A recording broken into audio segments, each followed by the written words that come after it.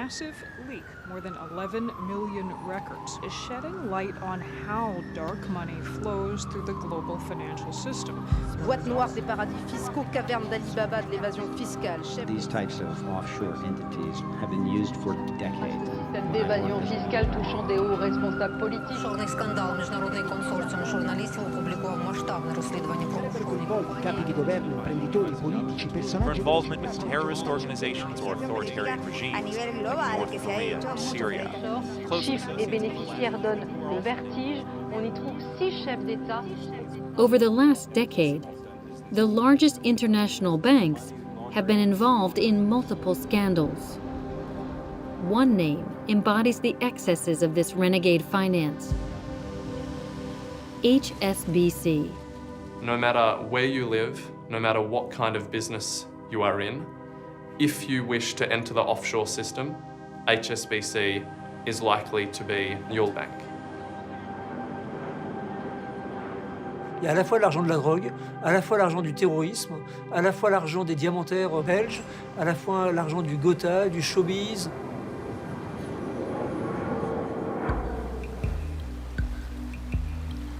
From Geneva to Hong Kong, from New York to Paris, this financial empire has created a unique network to move dirty money around the world.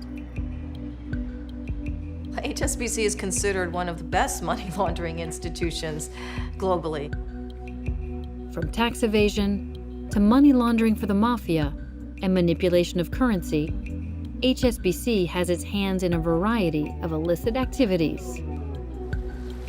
Affiliates of drug cartels were literally walking into bank branches with hundreds of thousands, sometimes millions of dollars of U.S. cash. We are here today to announce the filing of criminal charges against HSBC Bank. This bank had done everything bad that a bank can possibly do. Often pursued, but never condemned. How many billions of dollars do you have to launder for drug lords before somebody says, we're shutting you down? HSBC enjoys unbelievable impunity and continues to earn more profits. Normally, this bank would have been closed down. They would have lost their license to operate. From London, HSBC bankers have rendered governments powerless. I'm responsible for cleaning it up. Jail time for bankers' crimes. Do banks still get away with murder, so to speak? They do. It's capitalism, and the big banks hold a lot of sway. On a besoin d'honnêteté et de morale. Et il faut que les grands patrons des grandes banques viennent s'expliquer devant le peuple. HSBC a été de tous les scandales. Au moment où le cœur de la finance internationale se déplace vers l'Asie, la grande question c'est, quel est son prochain coup ?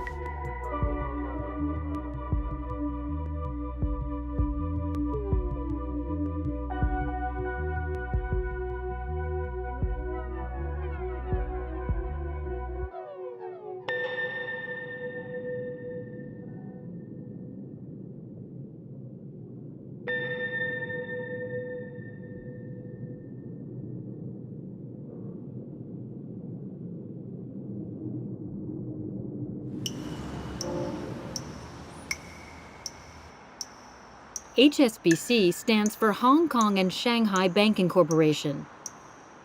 In Hong Kong, it is simply called the bank.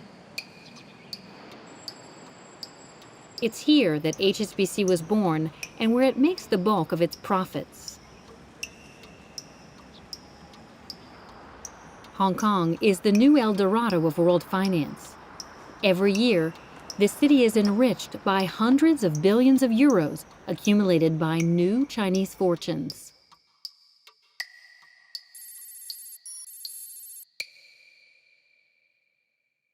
Hong Kong probably is the only city in the world who understands China better than everybody. You want to trade in China, you never set foot in China. It's not an easy place to understand.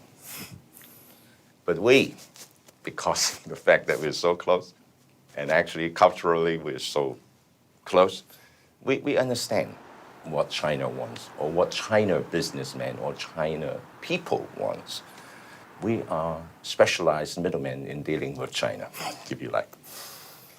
At the same time, I think most people in China doesn't understand how the Western world works. And so if I'm a rich Chinese wanting to invest in the world, probably the first thing I do is to call my friends in Hong Kong and say, who should I talk to? Hong Kong symbolizes the great shift of wealth from the West to Asia, and HSBC benefits from its unique position. It is the most Chinese of Western banks, or the most European of Chinese banks.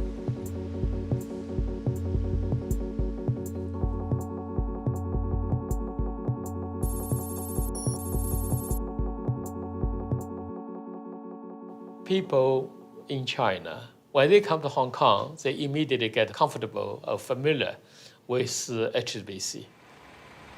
What you often see is those Chinese tourists came to your bank branch with a basket in which you have a full of cash. Okay, that's the early days. Okay. It's not a secret, but it happened.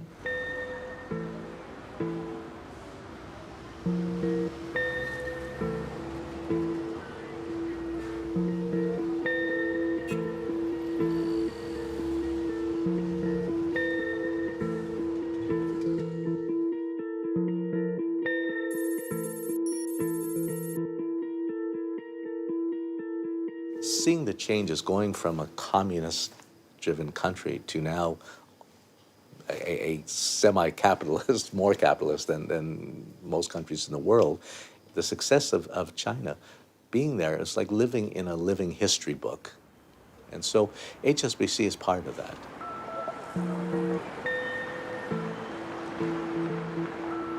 I have been with HSBC for so many years. I can honestly say HSBC has made most of the tycoons in Hong Kong that you see today, the billionaires in Hong Kong, all of them, most of them came out of HSBC.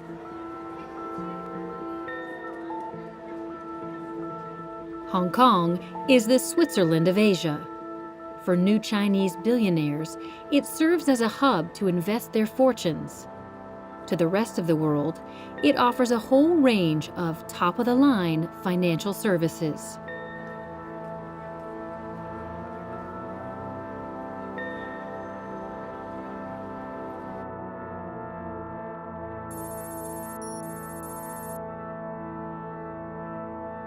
This place is likely to attract a lot of dirty money. This is a highly secretive jurisdiction, but it's also a huge financial entrepreneur. Obviously, with such a large Chinese market and so on, it's a very big offshore financial center. That combination of scale of operation and scale of secrecy makes it one of the world's biggest and, in our opinion, one of the greatest threats to the global financial markets. It's very easy, sitting in Hong Kong, to contact your counterparts in BVI and Tortola and say, can you create a company for us? And they can do it instantly. You'll have it within 24 hours.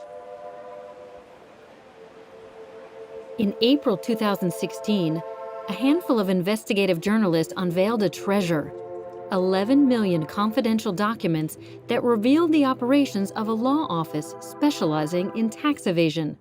This became the Panama Papers scandal. L'onde de choc planétaire provoquée par le scandale Panama Papers. The size of the Panama Papers leak is bigger than anything we've seen. From this black box of money laundering, two key players emerge: Hong Kong and the bank HSBC.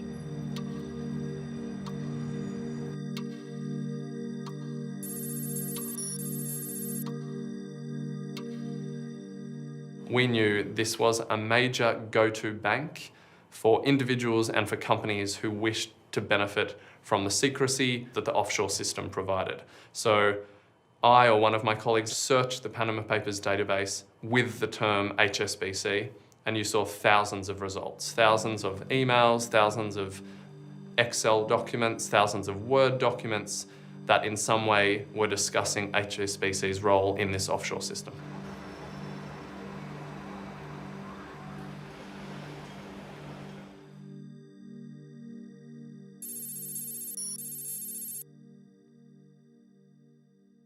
Hong Kong has traditionally turned a fairly blind eye to where money might be coming from. Panama Papers in Hong Kong, the impact has been less than almost everywhere else, despite the fact that the largest volume of offshore companies were created by Hong Kong people. And in the middle of this sort of offshore bank or treasury is one of the world's largest banks, that was the entire reason it was established, to do exactly this sort of thing.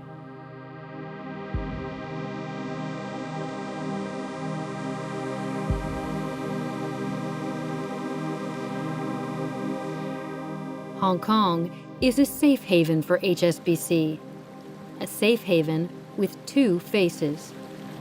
One is represented by the dozens of branches that finance individuals and businesses. The other is invisible, creating shell companies to launder money from crime, corruption, and tax evasion. It is interesting that the HSBC bank that you and I know, that we might walk in front of every day on the way to work or the way to school, does seem like a world away from the kind of HSBC whose activities and whose clients emerge in Panama Papers.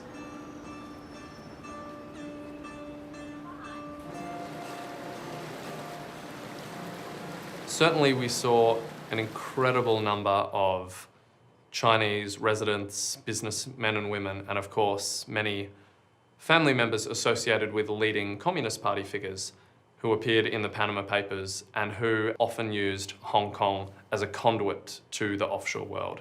They're not the kind of clients who walk in on a bright Tuesday morning to draw a check or to make a deposit.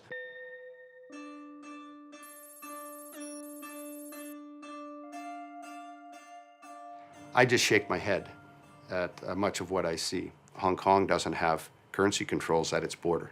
You know, if you can get the money out of China, you can fill up an 18-wheel truck and drive the cash in. Nobody's going to ask you to declare that. As a former undercover agent working within the money laundering networks of drug cartels, Bill Mosher is now working for the Chinese government. He tracks the flow of illegal money leaving the country.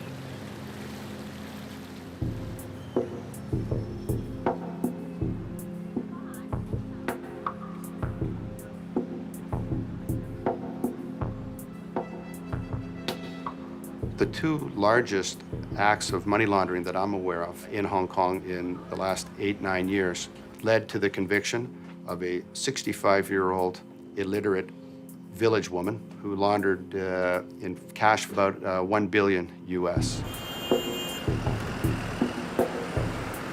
It's a huge amount for a little old illiterate woman to be coming in all the time, dropping off $30 million in physical cash. And shortly after that, the next person of note who brought in $13 billion in physical cash was a high school dropout who used to drive across a truck across the border from Guangdong every day with about 50 million. How can that much money move into a system and nobody but the strawmen, the dumbest two in it, get jail time?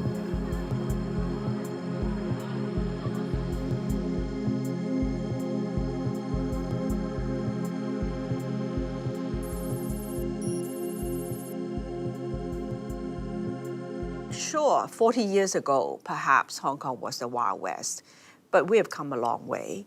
And I don't think that it would be fair to say that Hong Kong is a tax haven country wherever the money comes from.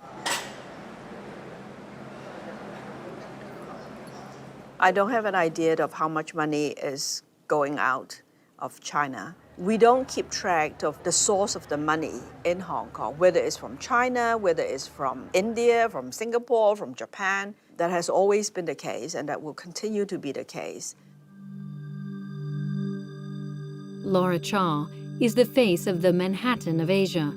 She also embodies the obscurity of this financial center. Close to the Chinese leaders with whom she once worked as a stock market control agent, she now advises the Hong Kong government while serving on the board of HSBC.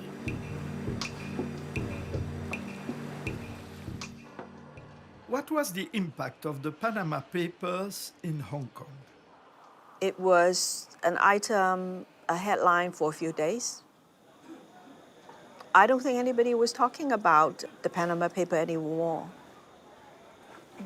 Today are days of morality. It's rather immoral to have tax evasion. There's no problem for Hong Kong companies to incorporate BVI or Cayman Island or Bermuda companies, and some of these are listed on our market. And there's no problem with that? There's no problem, yeah.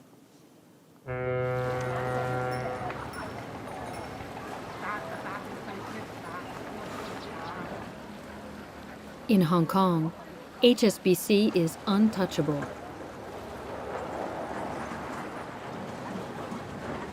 The favored bank of the Chinese is protected by the highest authorities. It has always been one of the pillars of local power. HSBC is so much part of the fabric in Hong Kong. And, you know, a lot of people have an account with HSBC. People don't think twice about it. It really is very much part of life. Maybe that's the success of HSBC.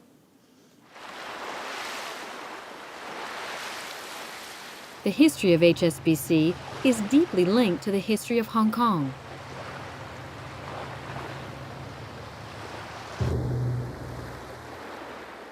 The bank and the former colony were born at the same moment more than 150 years ago. At the time, the British Crown dreamt of conquering the Chinese market that was closed to Westerners. The first settlers chose the fishing port in Hong Kong as the base for their commercial offensive.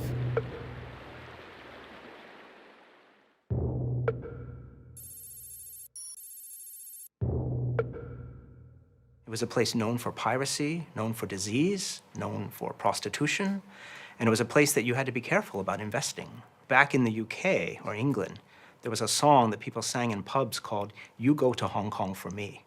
I don't want to go there, right? So you go there for me instead. The British began trading opium, destined for the Chinese market.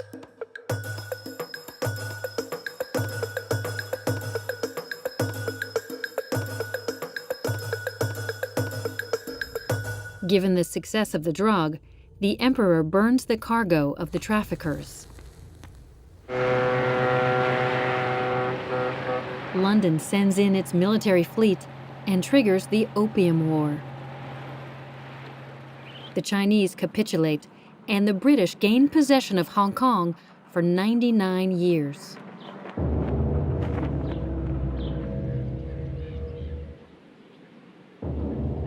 The British were controlling large parts of India, where opium was grown. And basically, the British realized that opium was something that people wanted, and they realized that they had a lot of opium to offer, right? So before opium really sort of took off, the balance of trade was in the favor of the Chinese. Once opium becomes such a big product, the balance of trade actually goes toward the British side.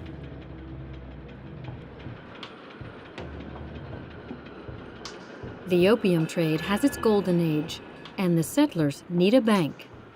They create HSBC, the Hong Kong and Shanghai Banking Corporation.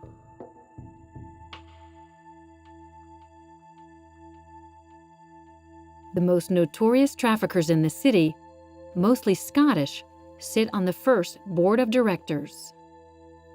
I would say that HSBC was not necessarily created by opium traders, but was created by traders who happened to be involved in opium.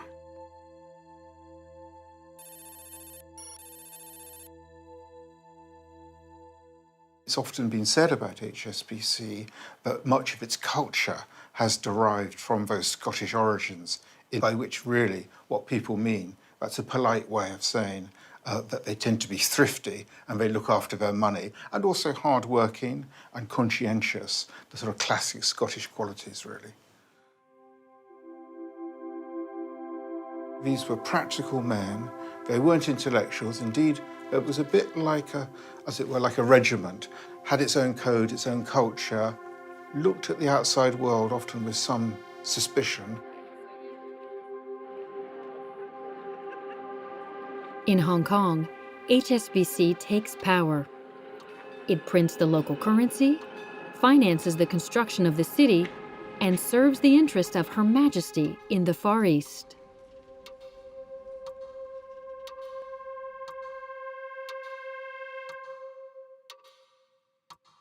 There were 3 or 4 great powers in that quite small place, and one, of course, was the governor, as appointed by the British government, and one was the chairman of the Jockey Club, which was responsible for the horse racing. But a third great power was always the chairman of HSBC. HSBC were always right there at the top, yes.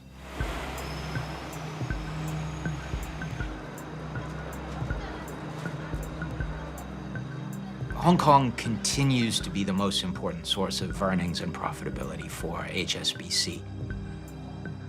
If Hong Kong does well, HSBC does well. If HSBC does well, Hong Kong does well. HSBC has never changed its DNA.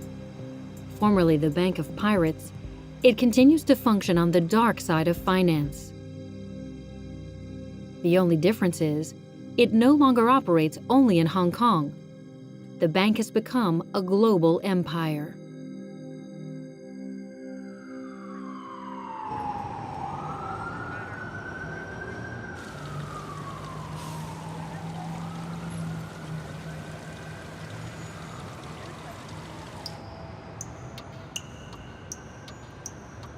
HSBC nearly shut down. The fate of the bank was played out in the United States in 2012, 4 years after the outbreak of the financial crisis.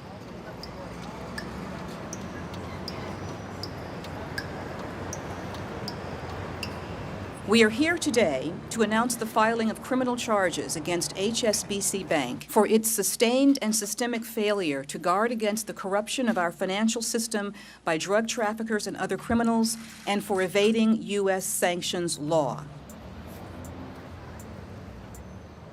The Minister of Justice accuses HSBC of laundering the money of the Mexican and Colombian cartels that control the trafficking of cocaine. Nearly 1 billion euros were said to have passed through its Mexican subsidiary before being recycled into the U.S. economy.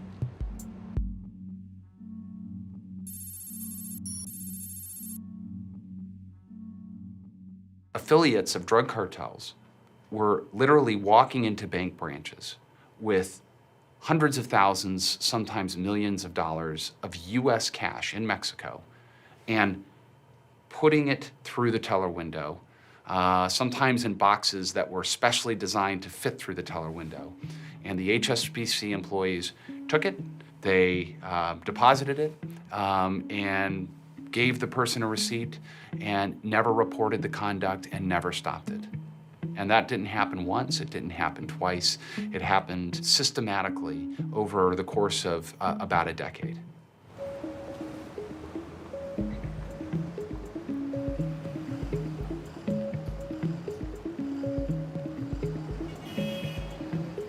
There was one occasion, an individual walks into the bank with maybe $3 or $4 million, and bank employees spent one full day counting it.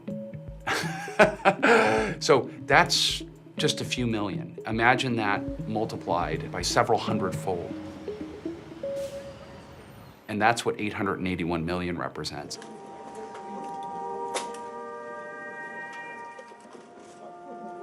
The investigation is overwhelming. Not only have bank employees worked hand in hand with criminal organizations responsible for thousands of murders, but their managers ignored all of the warning signs. The bank had been warned repeatedly and consistently by US authorities and by Mexican authorities. They also were told that they had recordings from drug lords that said that HSBC was the place to launder money. Well, London knew everything, and they just didn't care.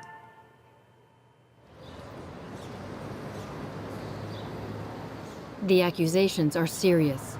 The bank risks losing its license in the United States. The case may precipitate the fall of a company that employs 300,000 people on 5 continents and manages a sum of $3,000 billion. If HSBC were a country, it would be the 5th world economic power. Bank leaders travel to Washington to be auditioned by the Senate. Please stand, raise your right hand. HSBC must be rescued. Do you swear that the testimony that you're about to give will be the truth, the whole truth, and nothing but the truth, so help you God? I do. I recognize that there have been some significant areas of failure. I have said before, and I will say again, despite the best efforts and intentions of many dedicated professionals, HSBC has fallen short of our own expectations and the expectations of our regulators.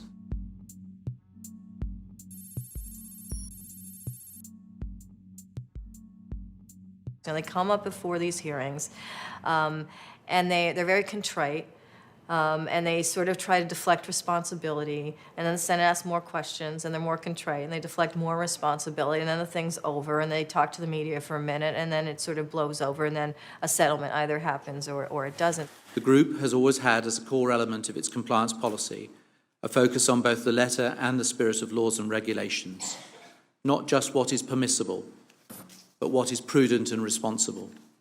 Most of the executives that have been called before the Senate investigation committees have effectively dodged all of the questions fairly significantly. So from that perspective, the HSBC executives are almost reading from the same script, being directed by the same director as the senior executives from the American banks. Thank you for your time. I welcome this opportunity to answer any questions. We are going to recess now until 2 o'clock. We thank our witnesses. And you are discharged. The Obama administration is divided. The Department of Justice wants to set an example, while the Treasury Department advocates an amicable settlement. HSBC involves the rising star of British politics, the Chancellor of the Exchequer, George Osborne. He writes a letter to his counterpart, Timothy Geithner, and to the chairman of the Federal Reserve, Ben Bernanke, in which he defends the HSBC cause. Dear Ben, questions about HSBC's continued ability to clear U.S. dollar would risk destabilizing the bank globally, with serious implications for financial and economic stability, particularly in Europe and Asia. I am copying this letter to Treasury Secretary Geithner, with whom I have also discussed this issue. Best wishes, George Osborne. Finance Minister George Osborne put enormous political pressure on the US government. George Osborne saw this as a key part of protecting the City of London. Normally, this bank would have been closed down. They would have lost their license to operate in the United States.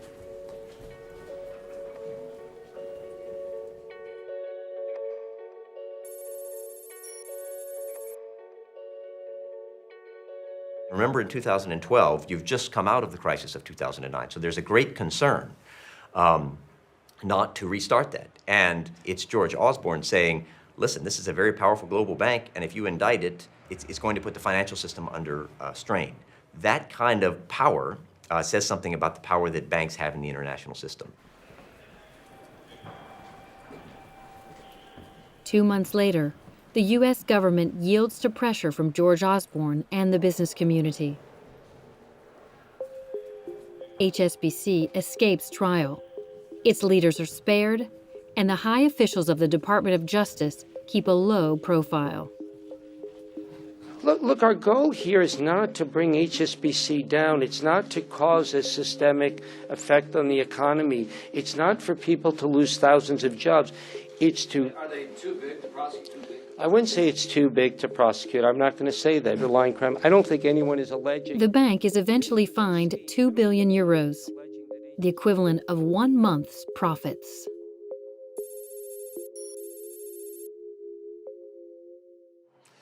For an average person who hears the number, the fine is extraordinary. For the bank that is global in reach, that is making a huge amount of money, the fine is a kind of parking ticket. At the end of the day, the fine is not paid by the officers and directors of the company. The fine is paid by the shareholders. So in effect, it's a parking ticket given to the wrong people.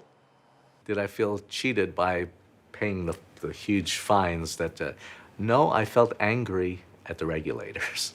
I think, yes, because the amount was obscene. Come on, Alan. This is not the regulator being harsh. This is banker doing things which are abominable.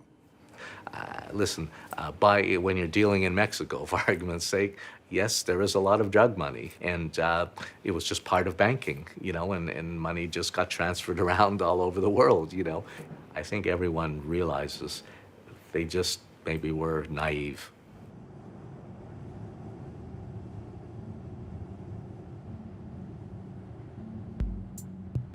HSBC saved its skin. The bank gives rise to a new privilege, namely that of being too big to jail.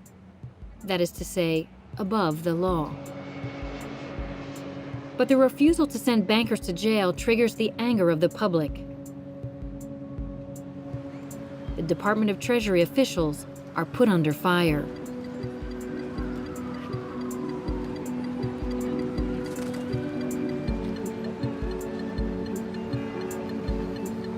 Thank you, Mr. Chairman.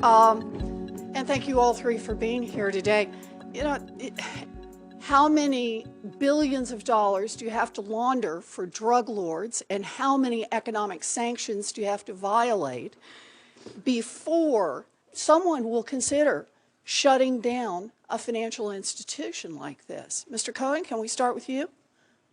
For our part, we imposed on HSBC the largest penalties that we had ever imposed on any financial institution. Let me just move you along here, though, on the point, Mr. Cohen. My question is, in your opinion, how many billions of dollars do you have to launder for drug lords before somebody says, we're shutting you down? But, Senator, the actions, and I'm sure the regulators can address this issue, the actions that we took in the HSBC case, we thought were appropriate in that instance. Governor Powell, perhaps you can help me out here? Sure. We don't do criminal investigation. And in the case of HSBC, we gave essentially the statutory maximum civil money penalties, and we gave very stringent cease and desist orders, and we did what we have the legal authority to do. I'll just say here, if you're caught with an ounce of cocaine, the chances are good you're going to go to jail.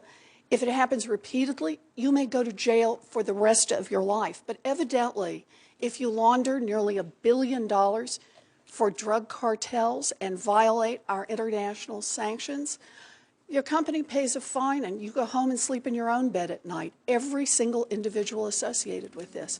And I think that's fundamentally wrong. I agree with most. You could say, well, the banks are getting off a lot lighter than criminals who are individuals. And my response to that would be, well, of course, because criminals can't tear down the system, and HSBC can.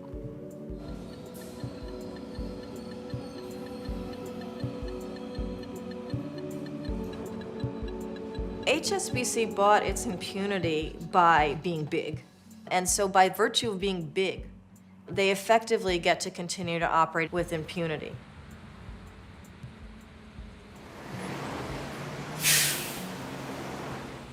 The banksters, the gangster bankers, made the world's leading economic power fold, all in the name of so-called international financial stability. You have to ask, if you don't prosecute these people, who the hell are you going to prosecute? Who has jurisdiction over an institution that operates in 100 countries? Who has the responsibility for taking on that kind of criminal undertaking?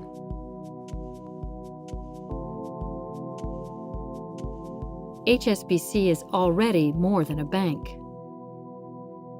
It has grown in magnitude and is now as powerful as some states. This is the culmination of a strategy launched 20 years ago.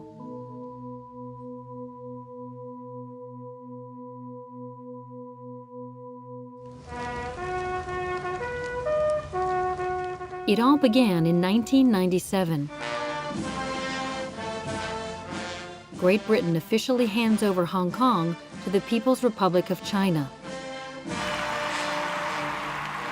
This marks the end of the British Empire in the Far East after a century and a half of domination. The story of this great city is about the years before this night and the years of success that will surely follow it.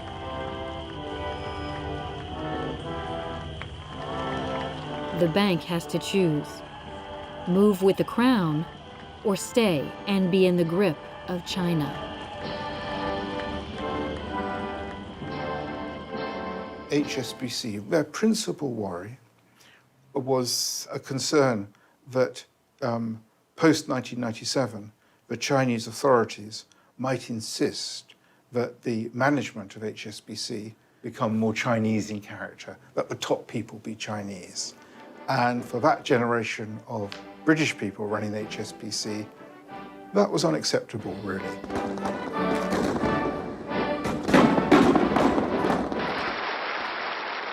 At that time, many people in Hong Kong felt that Hong Kong was being abandoned. You know, we felt kind of betrayed. You kind of felt somebody was turning your back.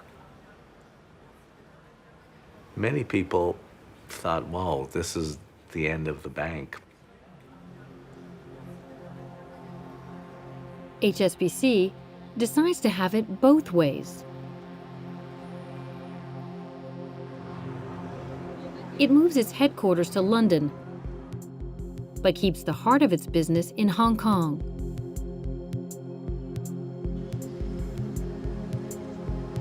China has just opened its borders and promises to be a fabulous market.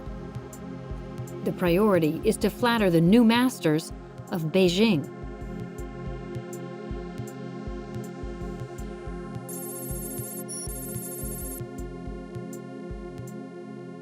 They described their brief as to create the best bank building in the world.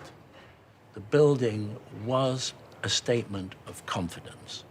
It was about stability, it was about permanence, it was a gesture of confidence in a future beyond the transition of a colony into part of China. It was also making a statement about ambition. HSBC at that time was a local bank, and they have become one of the global players. The full extent of that we were only to realize later.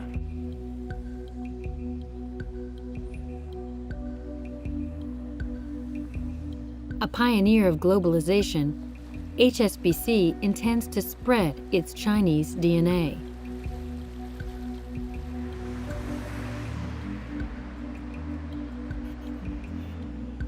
In the early 2000s, it is the first foreign bank to establish itself in China. Its president, Stephen Green, serves as an ambassador of capitalism to the leaders of the Communist Party.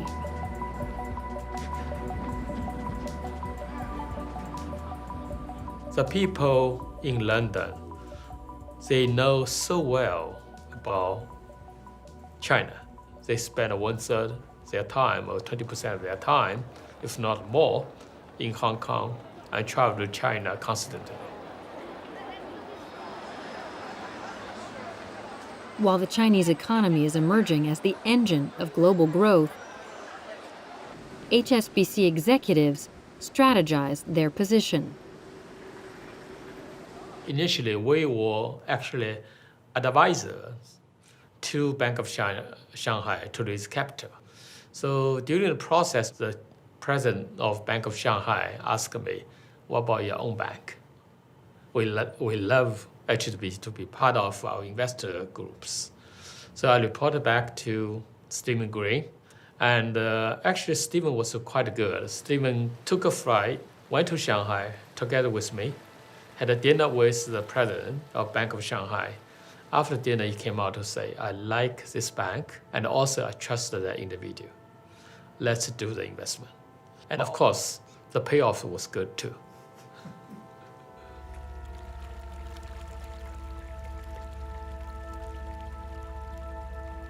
HSBC triples its investment and pockets nearly 300 million euros.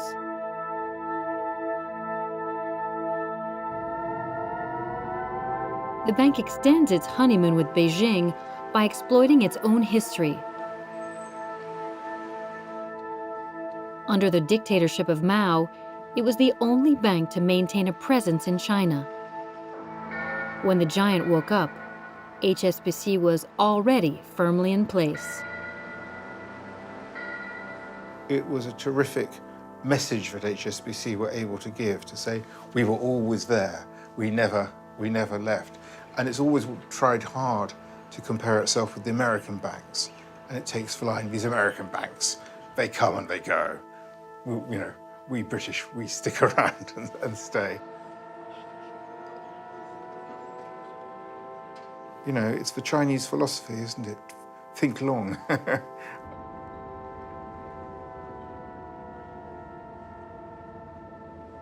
Once again, history will accelerate the fate of HSBC. In September 2007, the financial crisis hits the streets of London.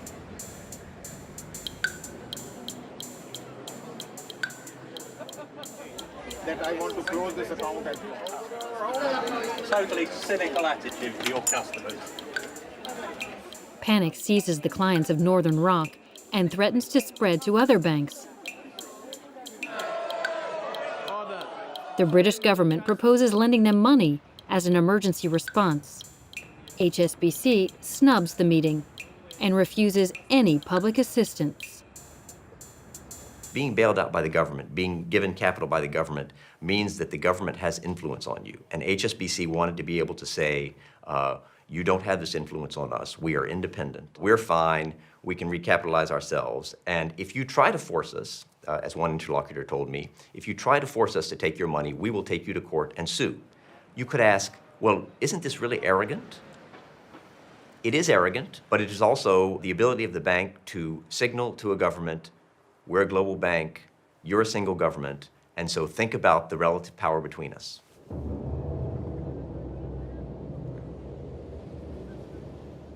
HSBC bankers prefer to turn to their friends, Hong Kong businessmen who made their fortunes through trade with China. The bank offers to sell them 18 billion euros of shares. We knew when the bank was facing some problems, we have to help out. And the share price was very, very low at the time. And for most business people, the best thing was, why not take a share of the rights issue? And those people that did very, very well. Did you make a lot of money on that deal? Did I make a lot of money on that deal? I think that, yes, normally we don't give out figures, but it's a nice profit.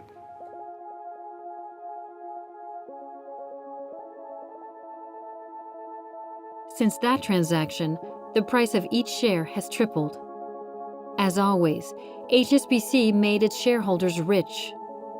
But history will remember that for the first time, Chinese money rescued a British bank.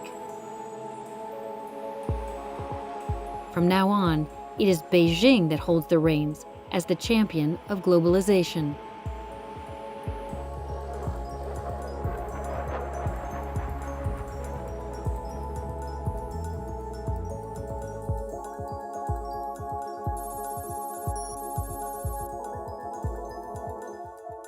The whole idea of HSBC was to link businesses around the world. And so without the likes of HSBC, globalization wouldn't have been possible, really. You need that framework, that architecture of finance in order to power a global economy. Just think in very practical terms of, a company in China that wants to trade with a company in America. HSBC is very, very well placed because they have bigger operations in both markets. They can follow that whole trade.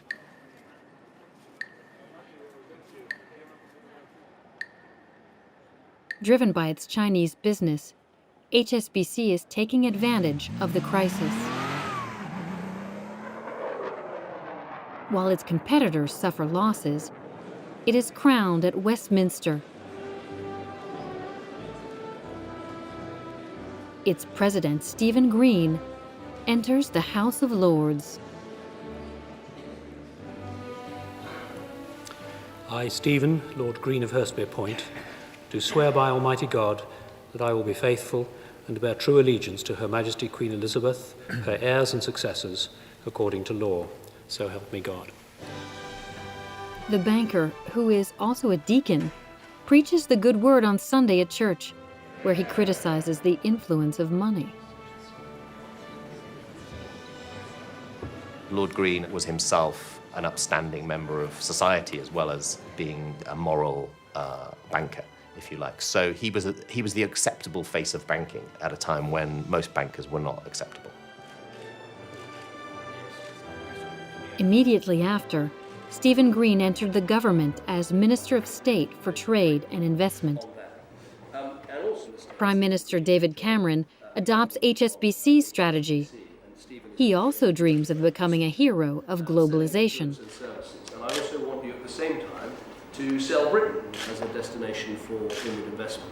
I think with the change we're seeing in the world economy, rather sluggish growth in Europe, but fantastically fast growth from India, from China, from Brazil, Turkey.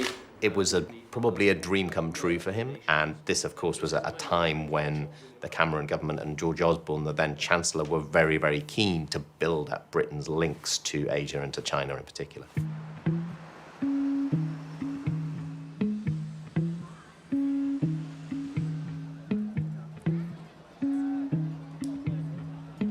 The promotion of Stephen Green is the doing of the pro-Chinese lobby, led by the Chancellor George Osborne. The one who saved HSBC from the American justice system. An informal pact unites the two actors. Stephen Green opens the doors of the Chinese market to British companies. And in exchange, George Osborne is committed to defending the interests of the bank and of its former president, all over the world.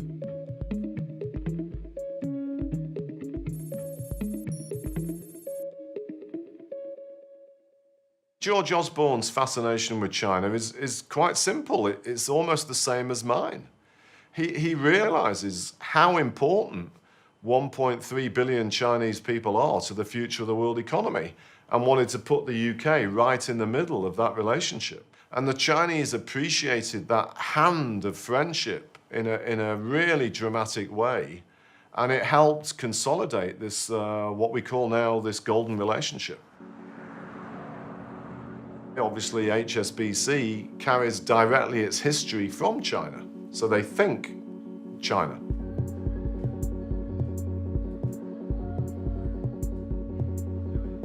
Nothing seems to be able to derail the banking giant. Protected by London, blessed by Beijing, HSBC serves as a go-between for the two capitals. Who would dare attack it?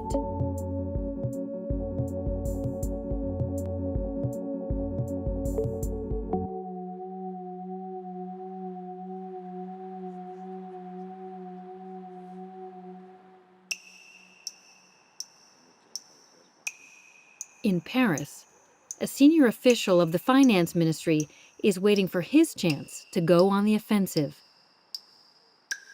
He's gotten his hands on HSBC's best-kept secret, the list of 100,000 customers who hold accounts in Switzerland. These documents were given to him by a former computer scientist of the bank. They reveal in detail the clandestine circuits that make it possible to clean dirty money.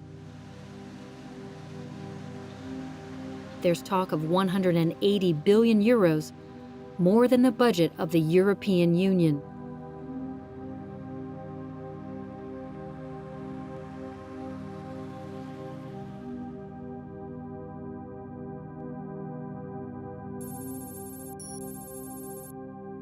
Il y a un service en France qui s'appelle l'ADNEF, qui est basé à Pantin. Ce sont environ 450 employés d'élite. Ce sont des espions fiscaux au bénéfice de la France qui traquent justement les fauteurs de troubles, les délinquants fiscaux. Et là, en l'occurrence, ils s'étaient mis complètement au service de cette opération qu'ils avaient appelée l'opération Chocolat. Et évidemment, chocolat suisse. Ils ont l'esprit taquin à l'ADNEF. Et en l'occurrence, ils avaient donc un patron qui s'appelle Roland Veillepot, qui était un patron extrêmement offensif, extrêmement agressif, qui voulait récupérer cet argent. C'est un chasseur en quelque sorte.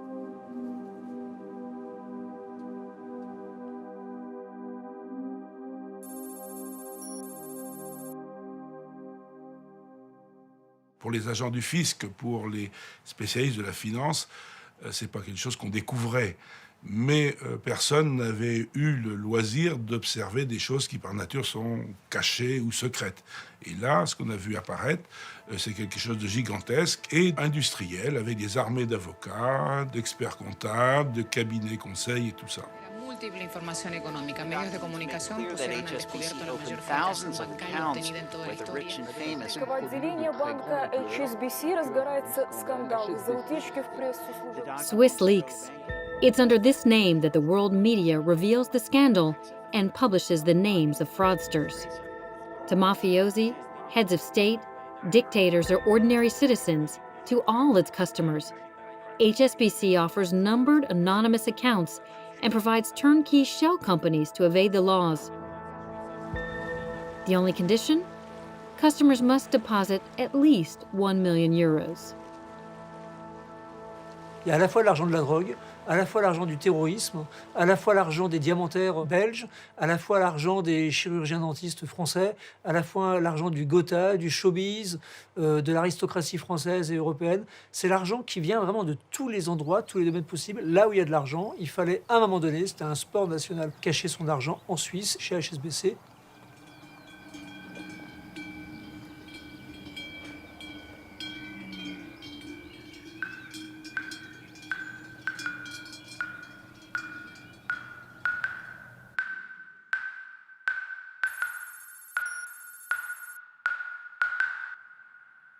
On proposait aux gens qui, pour une raison ou une autre, voulaient garder un profil bas, on leur proposait de s'acheter une société offshore, Panama, BVI, Cayman, n'importe quoi.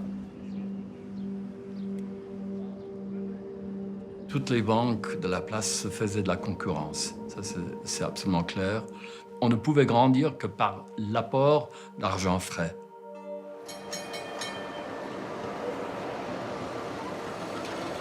Wealth managers operate at the heart of this vast network. They are the special envoys of the bank to the four corners of the world, responsible for attracting customers and repatriating funds to Switzerland.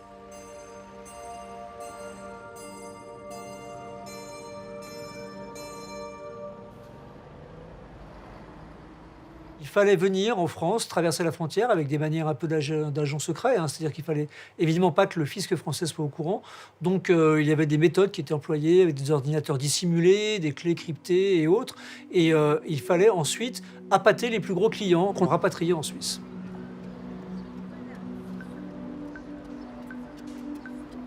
HSBC laundering is methodically organized. Clandestine operations are the subject of internal reports archived in the bank's Swiss safes. This customer forbids us to contact him in Belgium. It is always he who calls us. He comes under the name of a footballer, Zidane or Cruyff, for example, who wants to know the price of caviar, that is, the total amount of his assets. HSBC s'est dit, OK, on va pouvoir convaincre la clientèle que nous avons d'ouvrir des comptes à Genève, à Zurich ou à Lugano, dans l'empire bancaire privé qu'ils ont acheté en Europe.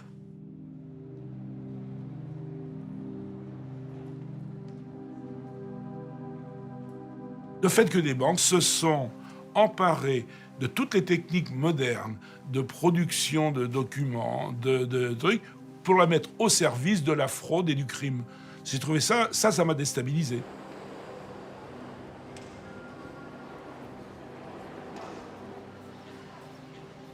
Genève, par rapport à Londres, n'était pas indépendant. Il ne faut pas croire ça. C'est clair qu'il y avait un énorme travail de coordination et de direction qui venait de Londres, puisque nous avions des membres de la maison mère au conseil de la Banque suisse. Donc Londres était informé de ce qui se passait à Genève.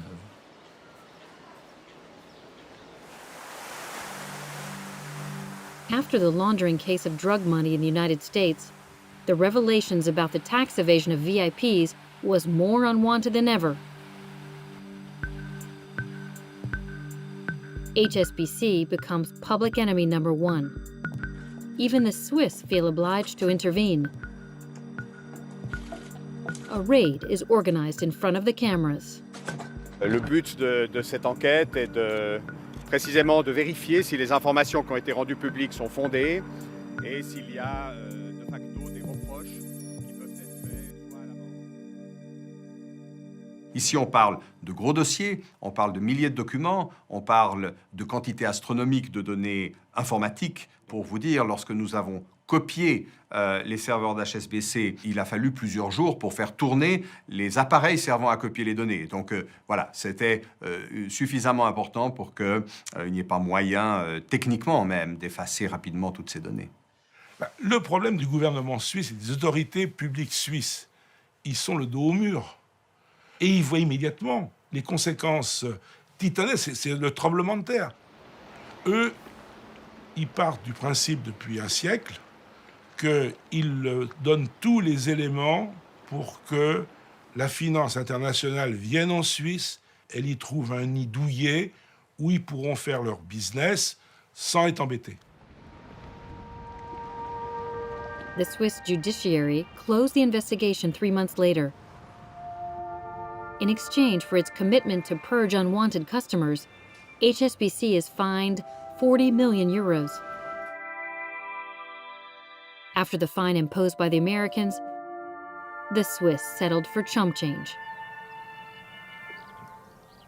L'amende maximale qui peut être infligée en droit suisse pour blanchiment d'argent est de 5 millions de francs suisses. Lorsque vous faites une négociation, il ne suffit pas d'avoir des cartes. Il y a aussi le colt que vous avez à la ceinture. Et en tant que procureur en Suisse, par rapport aux établissements financiers, c'est un colt de très petit calibre. Qu'ils aient réussi à négocier ça à 40 millions, c'est bien, ça prouve qu'ils ont de bons négociateurs. Je rêve d'un jour où les juges d'instruction français émettront des mandats d'arrêt internationaux contre les grands patrons des banques suisses et les obligeront à venir menotter à Paris. Alors, on m'a dit, non mais, Veilpo, comme d'habitude, il déconne. Je ne déconne pas du tout. On a besoin d'honnêteté et de morale. Et il faut que les grands patrons des grandes banques qui commettent des choses comme ça viennent s'expliquer devant le peuple, c'est-à-dire à la barre d'un tribunal. There will be no lawsuit against HSBC, nor the bankers at the court of law. In France and in Belgium, for example, ministers of justice prefer to negotiate. As for the Parisian official who had gotten too close to the fire, he is dismissed from the investigation.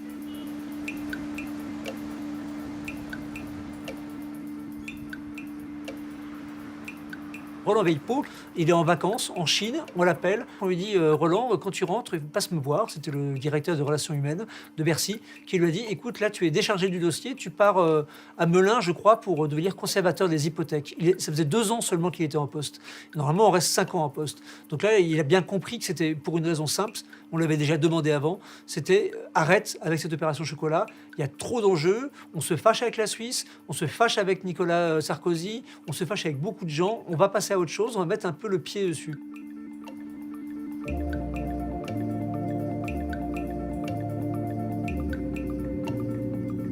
HSBC was saved once again.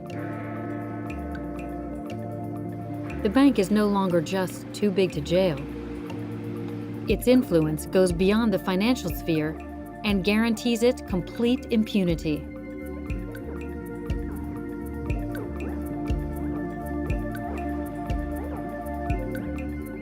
The only concession? The former president, Stephen Green, disappears from the picture. You know, when you were in charge at HSBC, no comment to make. HSBC, your bankers were helping people dodge tax. Why did you let them do that? As I think I've explained, I'm not prepared to make any comments on HSBC's business, past or present. I know, but you sort of have to, because at the time you were on The former model banker, who was to reconcile finance and morality, is now tracked as a fugitive. After all that had gone on at HSBC, you then got promoted to the government. You must have been amazed. You need to talk to HSBC, I'm sorry. One word, sir. Any word? Anything you can say that defends what happened?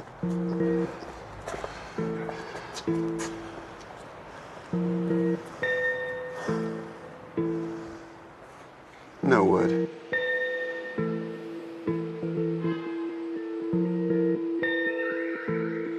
Reverend Stephen Green, Lord Reverend Stephen Green, you know, a pillar of the UK establishment. I met him a couple of times, and both times he gave me the impression of a man who wasn't happy being in the limelight, prefers to lurk in the shadows, slightly a manipulator, maybe even Machiavellian in his character. How much did you know about the secret bank accounts at HSBC? I think the country demands an answer to that, not simply the people in this church.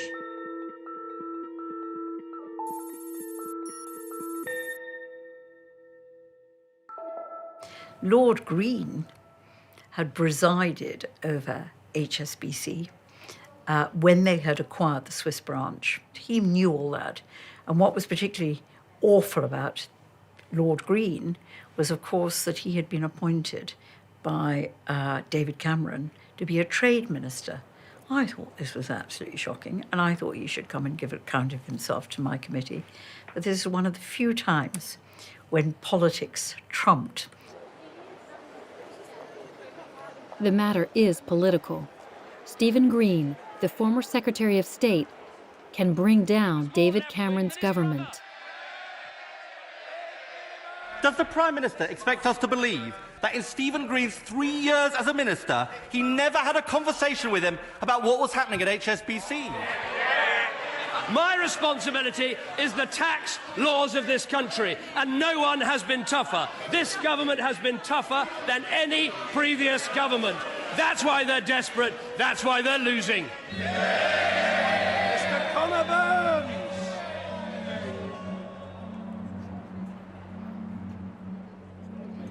Some parliamentarians refuse to bury the case and prosecute the bank.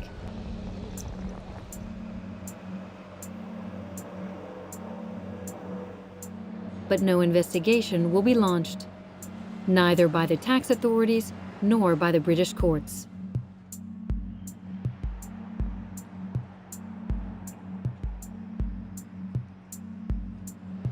The elected officials will have to content themselves with hearing from the leaders of HSBC.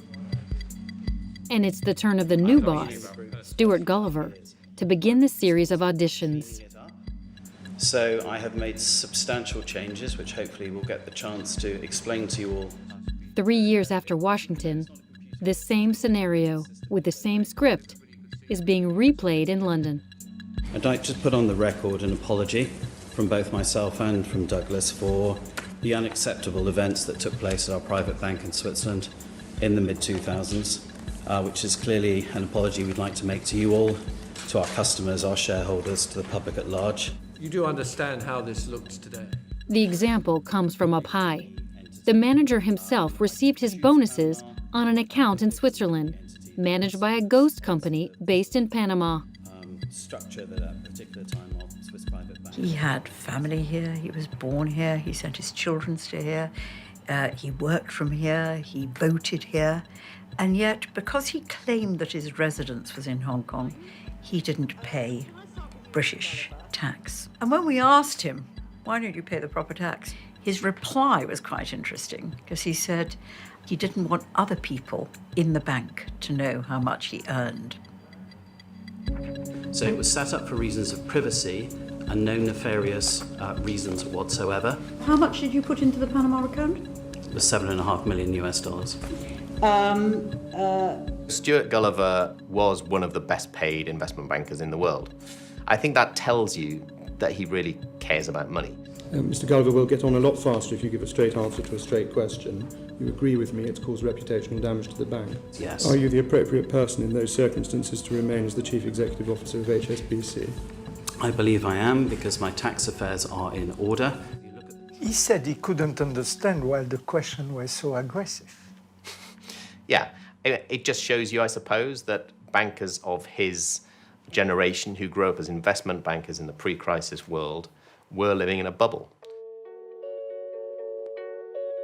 When they are face-to-face with parliamentarians, they sometimes get exposed for living in those bubbles. Has Gulliver changed? I don't think Stuart Gulliver can fundamentally change.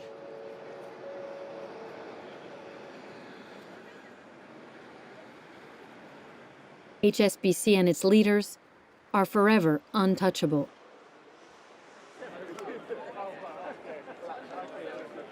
The largest employer of the city, the pillar of the British economy, the bank imposes its own rules.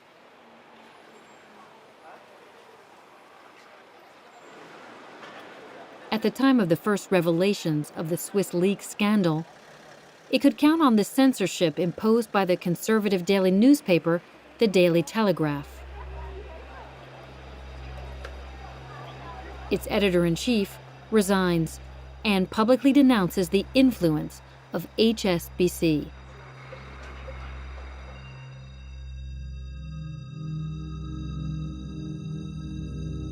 The Telegraph's recent coverage of HSBC amounts to a form of fraud on its readers. It has been placing what it perceives to be the interest of a major international bank above its duty to bring the news to Telegraph readers. There is only one word to describe the situation: terrible. HSBC is exploiting its advantage. It threatens to free itself from the control of London and to repatriate its headquarters to Hong Kong.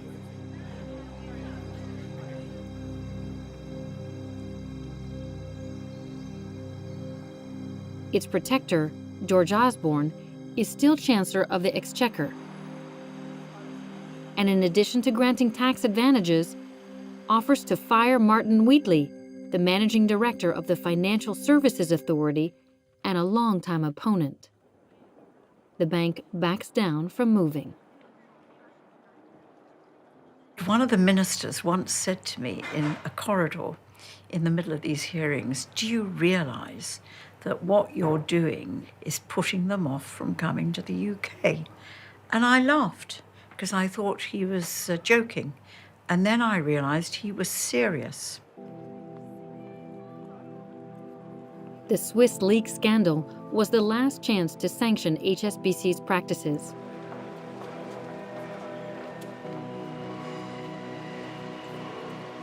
The authorities preferred to delegate to the bank the power to control itself.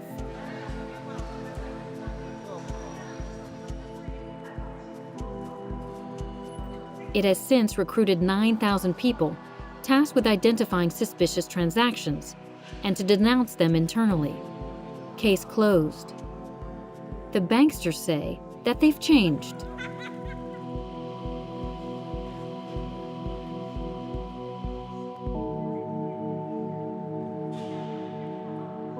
I've been involved in financial market regulation for decades, I've heard this, that was in the past, that was 10 years ago. Now, 10 years ago, I heard HSBC saying that was in the past. And yet scandals that have emerged show that their claims 10 years ago were hollow. At this stage, I don't believe it. I do not believe that they've cleaned their act up. People talk about it as being a massive oil tanker. You can't change direction very easily. Are we capable of regulating the banks properly? Of course we are. Do we want to? Is the really probably important question.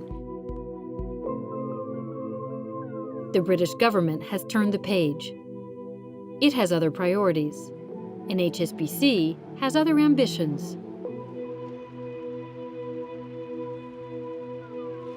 China needs its services. Beijing wants to set out to conquer the world. Could you imagine that China might become the main shareholder of HSBC? Yes. I would be surprised if some Chinese entities are not holding HSBC shares today. They probably already.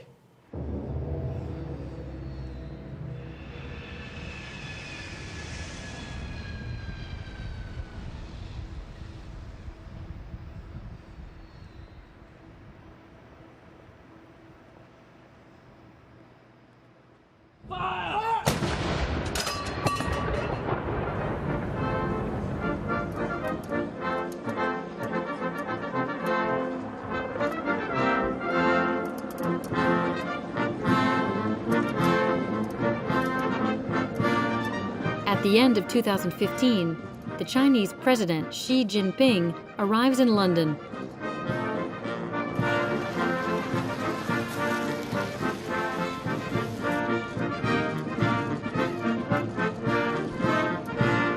The United Kingdom unrolls the red carpet and celebrates the Sino-British friendship with great fanfare.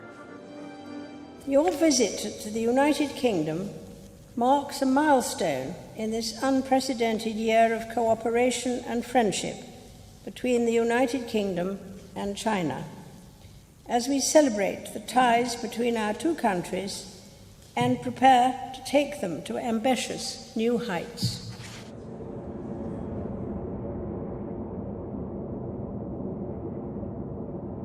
This new golden age makes London the base of Chinese investments in Europe, and HSBC the armed wing of Beijing to acquire high-tech Western technology.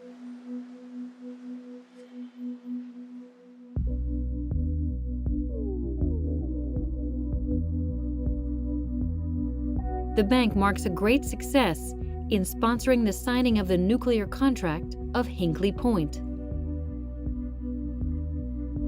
Two of the most modern reactors, built on English soil by French engineers of EDF, a third of the project was financed by China. 这是近年来中英合作的旗舰项目，将为今后双方生化物质合作发挥示范作用。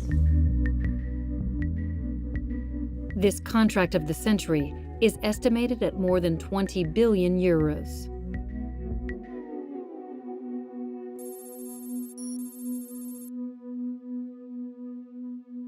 China forced the UK to OK Hinkley.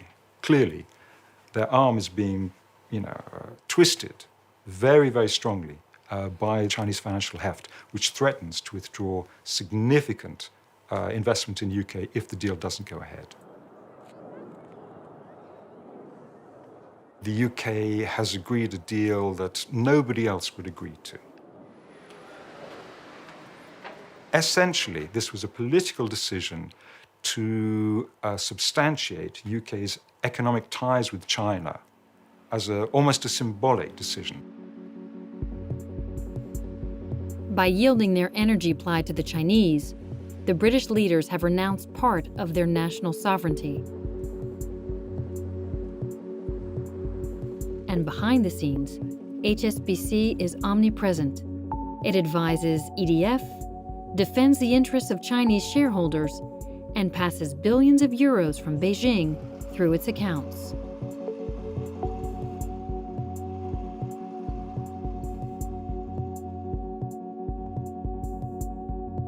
HSBC helps because you need a bank on the ground in order to facilitate transactions.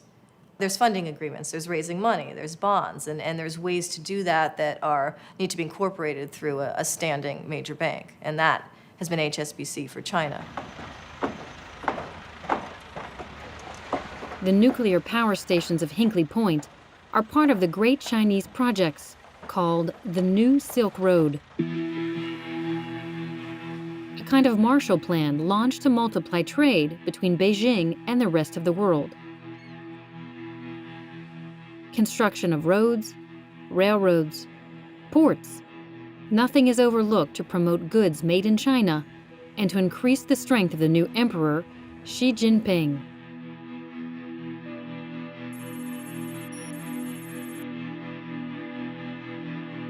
Son objectif principal, c'est de conquérir le marché européen. Ce sont les 500 millions d'Européens.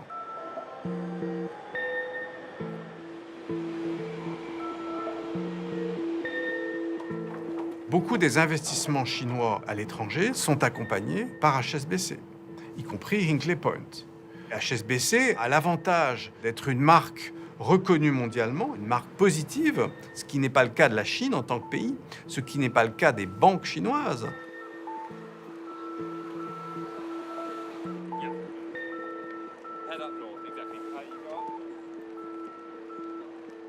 But there is one key problem here. Nuclear is different. Nuclear is different from other market forces, other forms of energy, and other financial deals.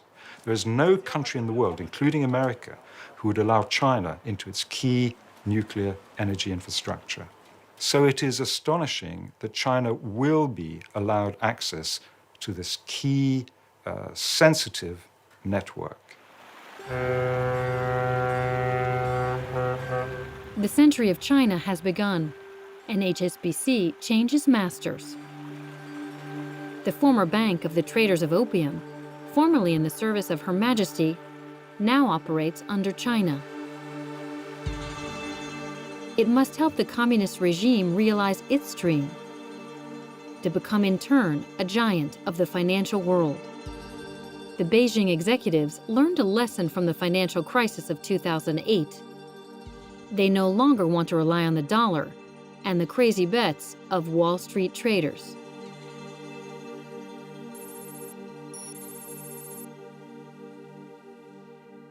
China is not yet a superpower, economic power, for the simple reason that it doesn't have a financial sector and it doesn't have a currency which reflects this influence and this standing in the world. And so it is essential to somehow to close the gap and for China to have a currency that can be used in its trade and a currency that can be used also in its investment abroad.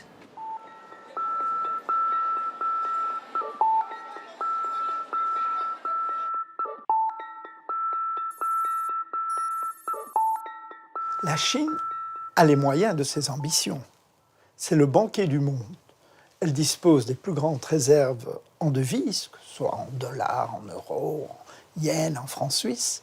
Mais ce sont les monnaies des autres, elle ne les contrôle pas. Et c'est pourquoi elle entend imposer sa propre monnaie, qui est le yuan, dans la cour des grands. Elle a 20 ans devant elle pour arriver à cet objectif. What they really want is a world in which the dollar isn't so dominant.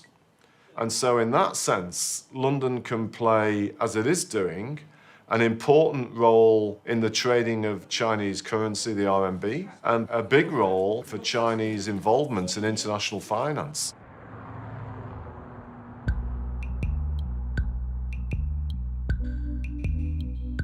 To dethrone the dollar king, China must have its currency, the yuan, accepted as the currency of reference in international trade.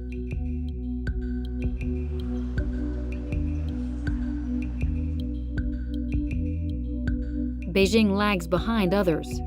Its currency of the people is virtually unknown in the markets.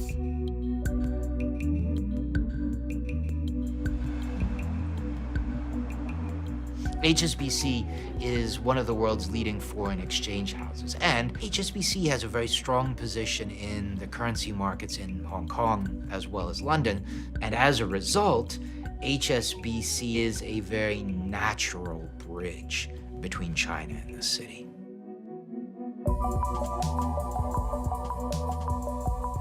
HSBC is the first foreign bank to convert the Chinese currency.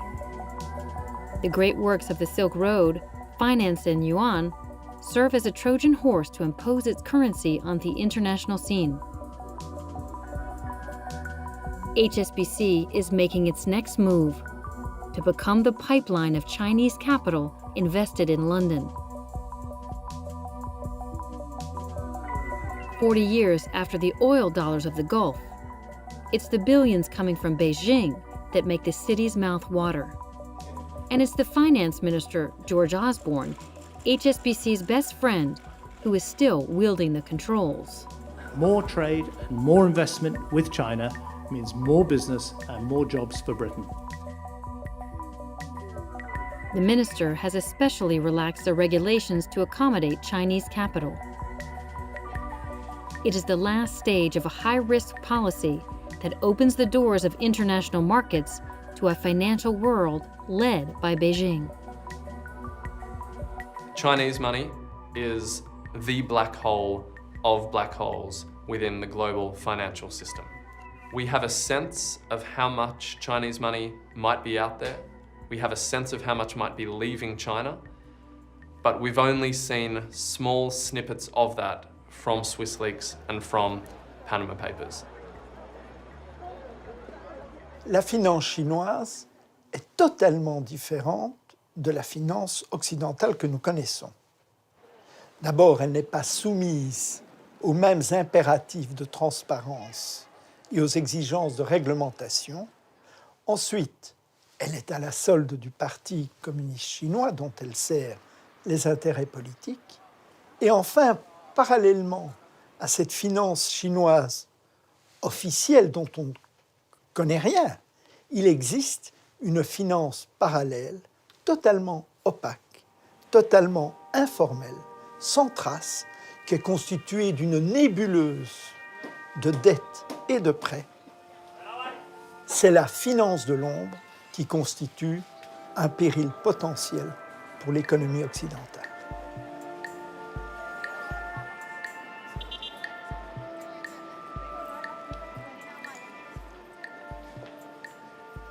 There is a massive amount of work to be done in China to make the financial system and the banks more robust.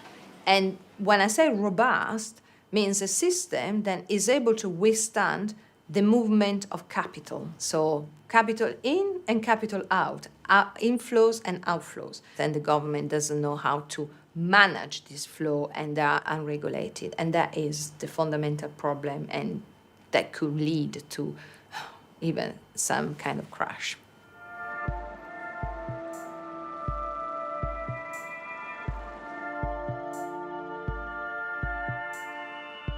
As you have firms of the stature and the size of HSBC marrying up with rising Chinese banks that are now so huge, yeah, it's a recipe for potential disaster.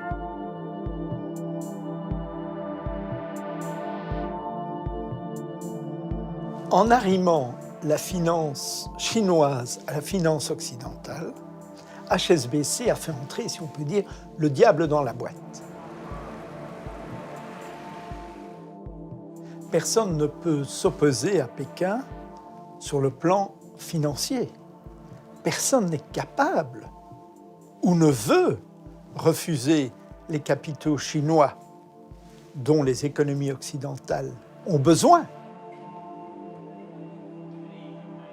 Et personne ne peut s'opposer aux hommes de main de Pékin que sont les banquiers d'HSBC.